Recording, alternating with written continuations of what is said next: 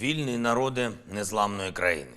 Free people of the indomitable country. Every year on December 1st we recall an event that defined history, an event that said a lot about all of us, about Ukrainians, about who we are and about who we will never become.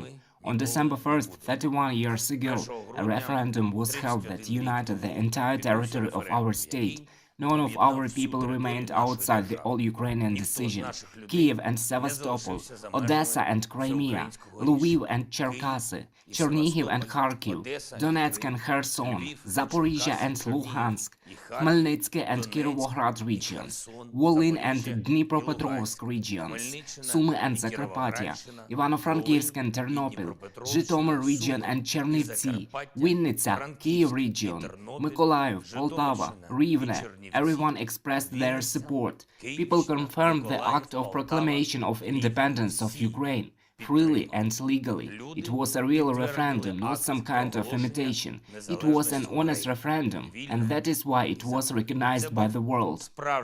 And it was important that not just politicians, but people in particular put an end to the history of the empire, which was built on denying the will of the people, which killed, trying to perpetuate the denial of the will of the people, but which was overthrown by people anyway, and precisely by their own will.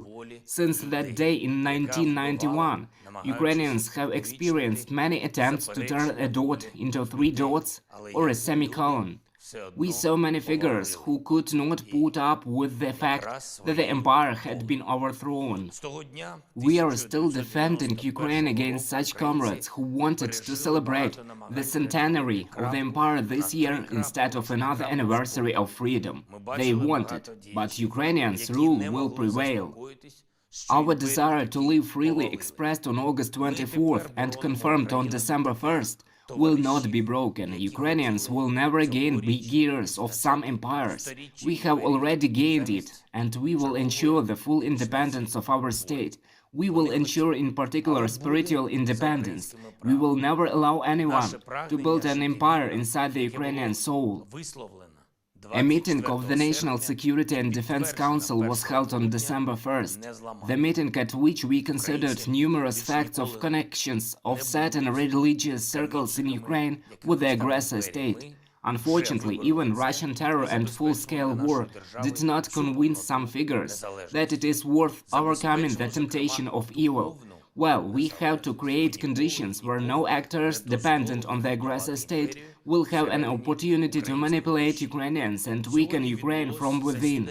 So, first, the National Security and Defense Council instructed the government to submit to the Verkhovna Rada a draft law on making it possible for religious organizations affiliated with centers of influence in the Russian Federation to operate in Ukraine. Second, the State Service of Ethnopolitics and Freedom of Conscience was commissioned to ensure the religious examination of the management statute of the Ukrainian Orthodox Church for the presence of a church canonical connection with the Moscow Patriarchate and, if necessary, to take measures provided for by law. Third, ensure the verification of the presence of legal grounds and compliance with the conditions of use by religious organizations of the property located on the territory of the National Kyiv-Pechersk Historical and Cultural Reserve. Fourth, all bodies responsible for ensuring national security must intensify measures to identify and counter the subversive activities of Russian special services in the religious environment of Ukraine and apply personal sanctions. The surnames will be made public soon. And fifth, we need to raise the status and strengthen the capabilities of the State Service for Ethnopolitics and Freedom of Conscience. This structure will be reformed, which will enable it to really protect the rights and legitimate interests of the Ukrainians and the state. With these and other decisions, we guarantee Ukraine's spiritual independence. I would like to emphasize, in 1991 our state embarked on the legal and democratic path. We will continue this path. Only legal steps, balanced decisions and national interests. We continue to work on the implementation of the Ukrainian peace formula, which I presented at the G19 summit, in particular its clause on food security. To this end, I spoke with the President of Senegal and the Chairperson of the African Union. About our Grain from Ukraine initiative, this is an initiative that really brings stability and predictability back to the world, and also about the way we can involve African countries in restoring the strength of international law and guaranteeing the completeness of global security. And one more thing, on December 1st, another 50 Ukrainians were brought home from Russian captivity, 4 officers, 46 sergeants and privates, Army, Territorial Defense, National Guards, Navy and Border Guards. I thank our entire team which works for the liberation of Ukrainians: Budanov, Yermak, Usov, Maliuk, Lubinets. Well done, I'm grateful to everyone who helps.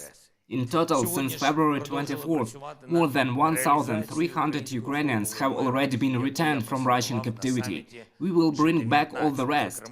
All of Ukraine will be free. All Ukrainians will be at home. Glory to all who fight for our country.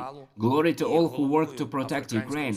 Eternal memory to all those who gave their lives for independence.